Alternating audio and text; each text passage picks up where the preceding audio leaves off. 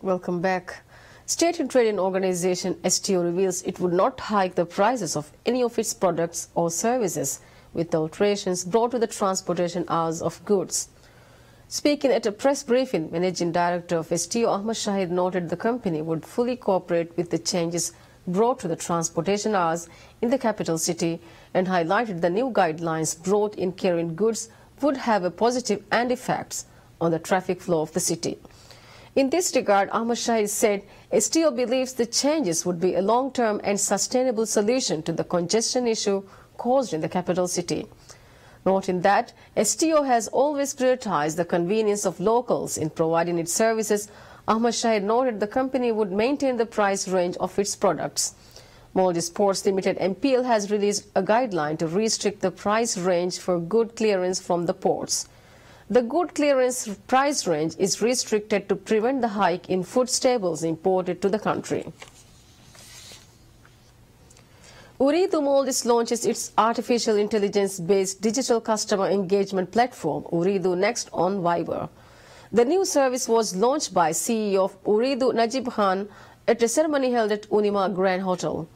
Ooredoo Maldives announced that Viber Messenger has become a new social media channel for its Ooredoo Next digital engagement platform developed in partnership with FastForward.ai, which is a Silicon Valley technology company revolutionizing engagement in the 4 billion customer prepaid mobile market. Speaking at the ceremony, CEO Najib Khan stated Ooredoo has pioneered digital transformation and opened up innovation to all mobile users in the Maldives with the launch of Ooredoo Next. Supported by Fast Forward NXTTM real-time API platform featuring artificial intelligence and machine learning, Ooredoo Next allows mobile users in the Maldives to easily engage with Ooredoo inside social media channels to check best offers, best data add-ons, or just manage Ooredoo services using real-time automated answers.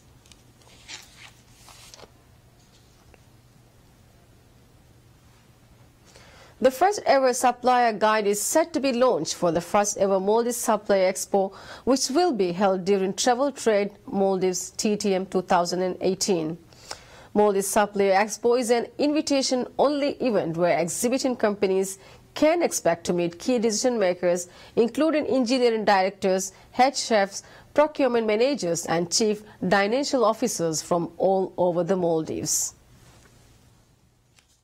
Maldives Supplier Expo is an invitation-only event where exhibiting companies can expect to meet key decision makers, including engineering directors, head chefs, procurement managers, and chief financial officers from all over the Maldives. Maldives Supplier Guide will have the profiles of exhibiting suppliers as well as product details and will be distributed to all key stakeholders across the tourism community of the Maldives and key travel trade shows across the Maldives. Exhibitors will include accommodation, transportation, catering, F&B related suppliers. Visitors will be able to source all ranges of products and services required for hotel and resort operators in the Maldives.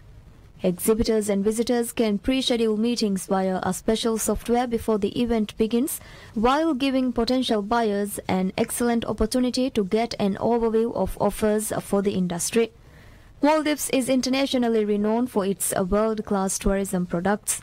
With over 125 resorts already in operation and 50 more planned to be opened before the end of 2018, clearly shows the need for a supplier engagement event.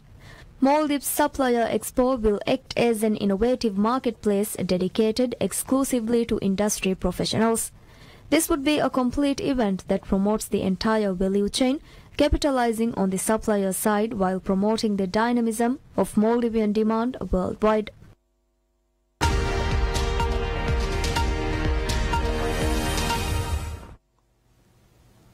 The Arab League expresses its support to the Palestinian request for the International Criminal Court to open an investigation into the recent war crimes and crimes against humanity committed by Israel against peaceful Palestinian civilians. Following a meeting at the level of AL permanent delegates, mostly ambassadors of Arab states to Cairo, the Arab League Council condemned in a statement the recent Israeli killing of unarmed Palestinian demonstrators during peaceful marches commemorating the 42nd anniversary of the Land Day and calling for the right of return of Palestinian refugees. The Arab League said in a statement it condemns the Israeli obvious, systematic and large-scale crimes against the defenseless Palestinian civilians that are considered war crimes and crimes against humanity according to the international humanitarian law and the international human rights law. Palestinian ambassador to Egypt and its permanent representative to Arab League, Diab Alou, highlighted Palestinians are calling for urgent international protection. The ambassador noted Arab League has supported this demand at this meeting. The Arab League Council also urged the United Nations to take the required measures to form an international fact-finding committee to probe into the Israeli violence committed against Palestinian civilians last Friday. At least 15 Palestinian protesters were shot dead and more than 1,200 others were injured by Israeli troops on the Gaza Strip border during the Land Day marches.